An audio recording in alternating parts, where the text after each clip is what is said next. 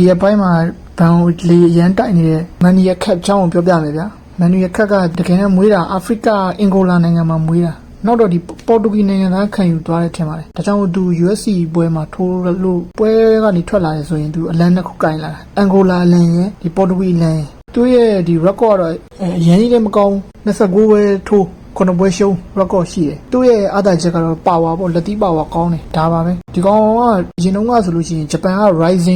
Rising promotion မှာထိုးခဲ့တယ်ပြီးတော့ knockout တို့ cage fighter တို့အဲ့ဒီ promotion တွေမှာထိုးခဲ့တယ် Rising တို့အဲ့ဒီ promotion တွေမှာလည်းသူ champion တွေဖြစ်ခဲ့တယ်ဒါပေမဲ့ဒီ UFC မှာတော့ဒါအထူးဆိုင်တော့ဖြစ်မနေပါဘူးဒီ UFC မှာ fighter တိုင်းကတခြား promotion တစ်ခုရဲ့ champion တွေကြီးပဲလေအကောင်းဆုံးတွေကြီးပဲစုနေတာ UFC ကကျွန်တော်တို့ဘန်တော့ကတော့တိတ်ထူးခြားခြားကြောက်စရာတော့မရှိပါဘူးတကယ်လို့ကျွန်တော်တို့ရဲ့ Joshua Van နဲ့ပွဲဖြစ်ခဲ့မယ်ဆိုလို့ရှိရင်